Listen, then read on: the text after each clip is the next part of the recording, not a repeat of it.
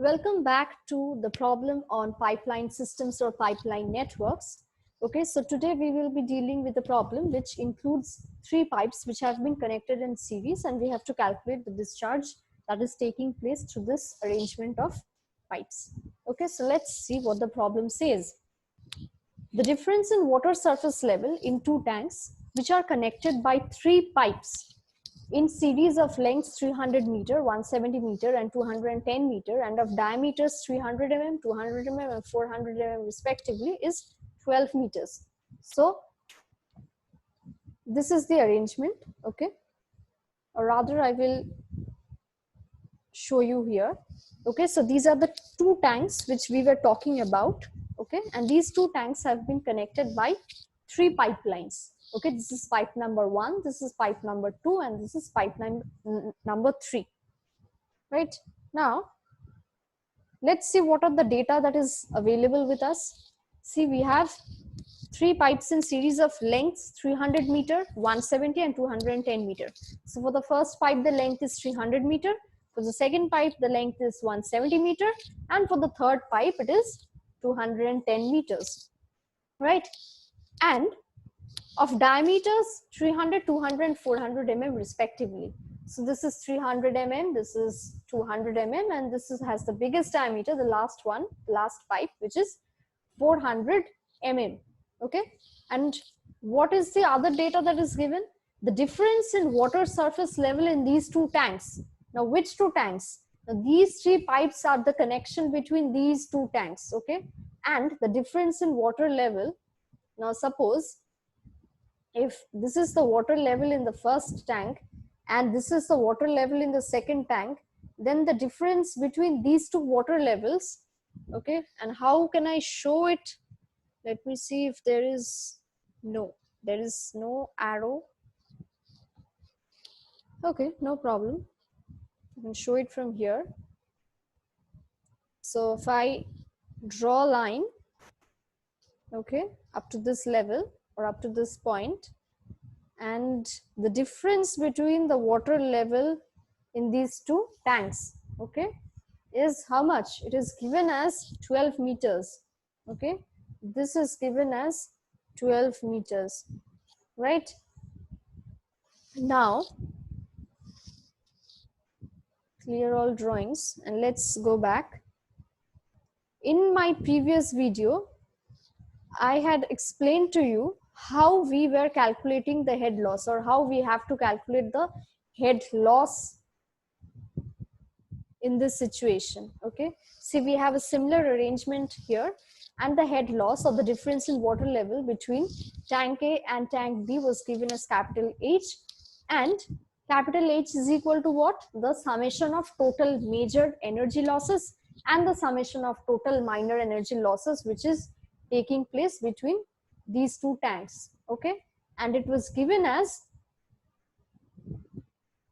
this 0.5 V1 square plus 4F1 L1 V1 square by D1 into 2G, and etc, etc. I will give the link of the video where I had explained all this energy losses in details, okay, in the description box below. I would please, if you have an interest in checking out the problem, in knowing more about the theoretical part, then you can go and check that video too. Okay, so this is the calculation of the head loss, in which we have to take into account all the major energy loss that is taking place due to friction, and the minor energy loss that is taking place due to sudden contraction, sudden expansion, or due to water entering and exiting the pipe. Right, now what do we have to do? We have to collect all the data which is provided in our problem, and we have written it down. For pipe 1, length and diameter is given. Pipe 2, same thing, length and diameter is there. Pipe 3, length and diameters are given. Now the coefficient of friction, okay, we did not complete reading the entire problem. Now the second portion says that determine the rate of flow of water if the coefficient of friction are 0.005, 0.0052 and 0.0048 respectively, considering minor losses and neglecting minor losses. So what do we have to do? We have to calculate the discharge or the rate of flow through this pipeline system, okay, if the coefficient of frictions are available, and by considering both major and minor losses, and by considering only the major losses, in two ways. So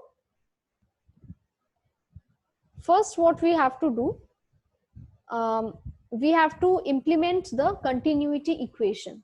Okay, so from continuity equation, what we have the discharge at any section of a pipeline network is always constant.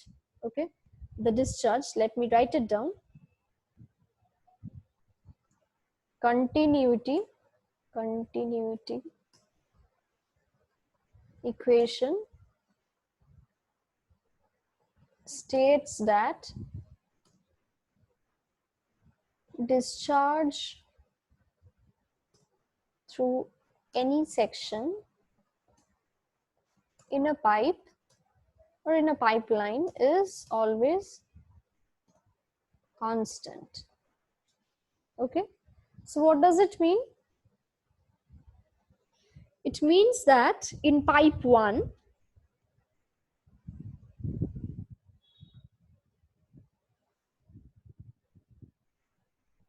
okay,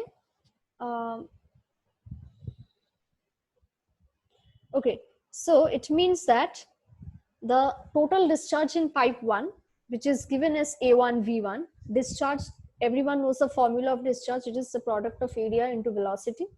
So discharge in pipe 1, that is A1 into V1, will be equal to discharge in pipe 2, which is equal to A2 V2, and that is also equal to A3 V3 discharge in pipe 3. So we can write it down as, if continuity equation states that discharge through any section in a pipeline is always constant, we can write that Q1, which is a discharge through pipe 1, is equal to Q2, which is a discharge through pipe 2, and Q3 is also equal to Q1 and Q2, which is the discharge taking place through pipe 3. Or what we can write, what is the formula of discharge? It is area into velocity. Or for Q1, we can write it as A1 into V1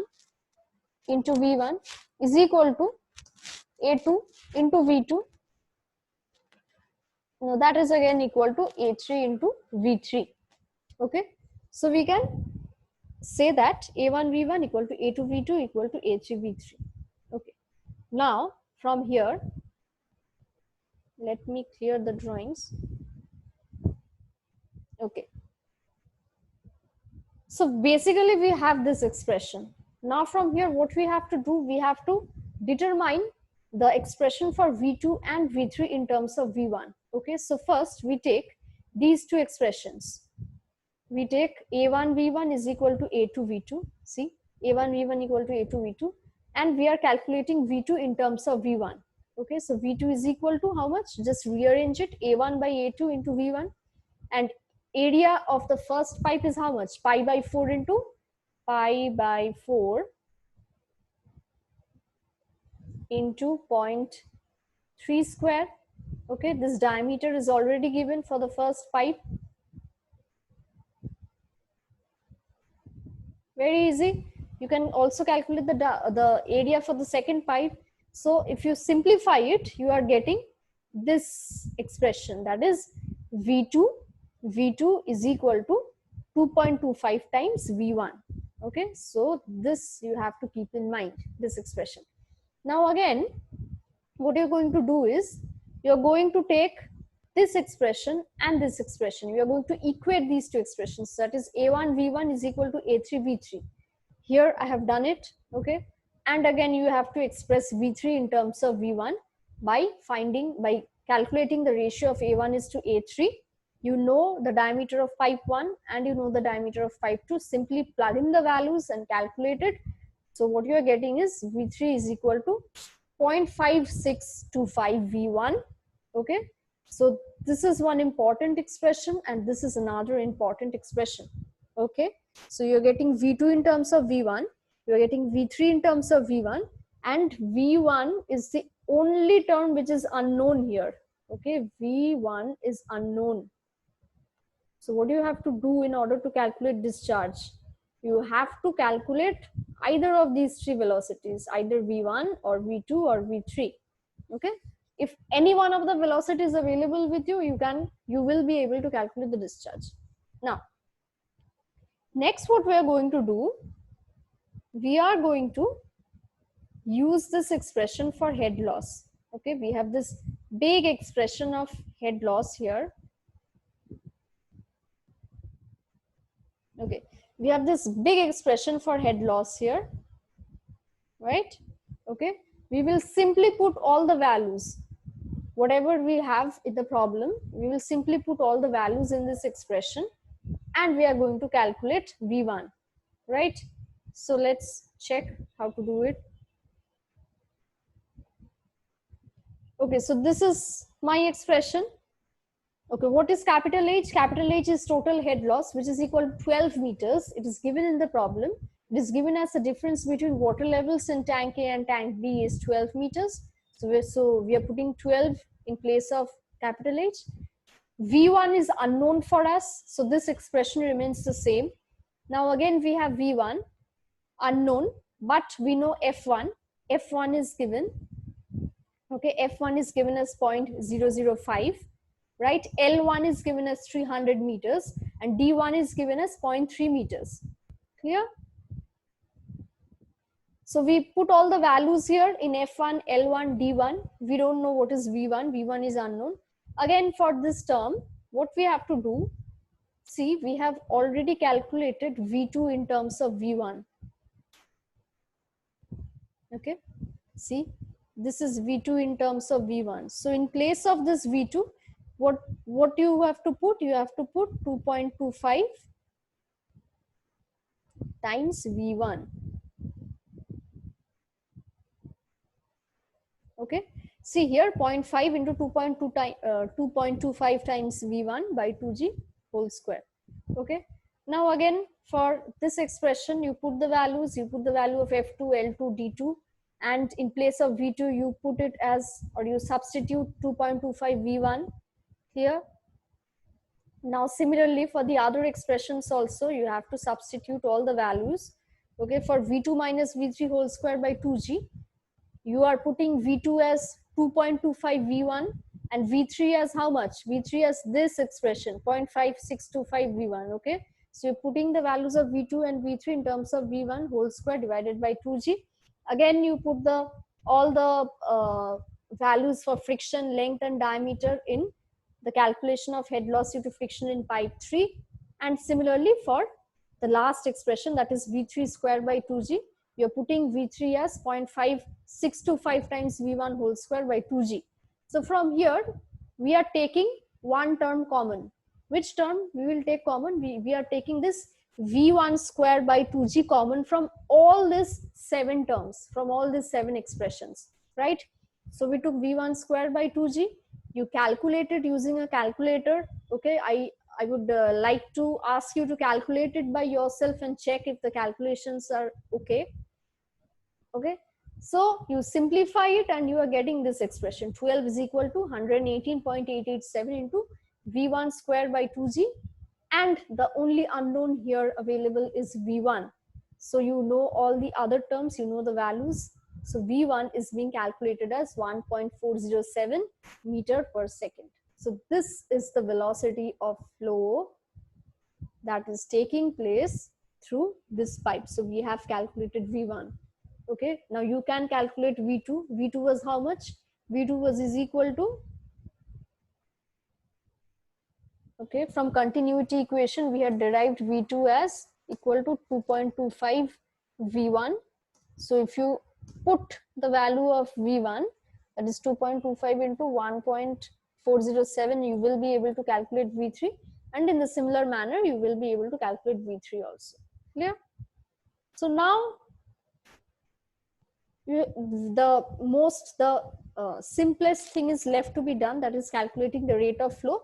Rate of flow Q is equal to A1 V1, or you can also calculate the value of Q by using the expression A2 into V2 or A3 into V3. So I have directly used A1 into V1. V1 we had calculated it as 1.407. You know D1, it is 0.3 meters. So we are calculating the value of discharge as 0.09945 meter cube per second, and we are converting it into liter per second by multiplying it with 10 to the power 3. Now the second division asks us to calculate the discharge by neglecting all the minor losses. So if you neglect all the minor losses, okay, so the total head loss is given by what? By this term, okay, not this term, this formula rather, okay. Okay, this is your calculation of total head loss. So if you ignore all the minor losses, so which are my minor losses? This is my minor loss. This is another minor loss. This is a minor loss due to sudden expansion of pipe, and this is the minor loss due to exiting of pipe. Okay. So if you ignore this 4 terms of minor loss, what you are having? You are having this plus this plus this. You know how to calculate these 3 terms or these 3 values. Very simple. So you do it. Okay.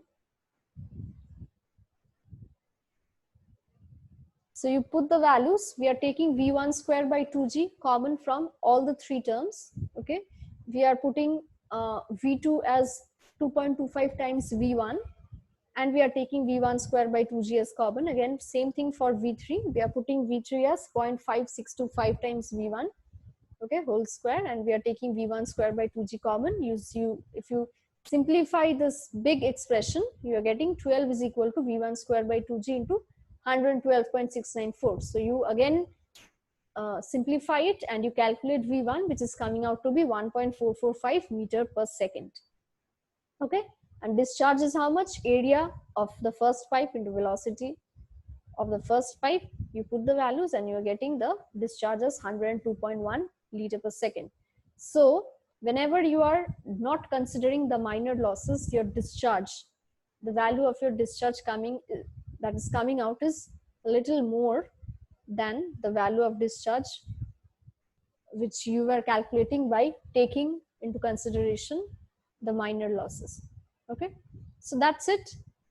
If you like my video, if you like the way I'm explaining things, you can definitely put a thumbs up. Okay, and I would also suggest you to subscribe to my channel in order to get notified about all my newer videos. So that's it. Take care and goodbye.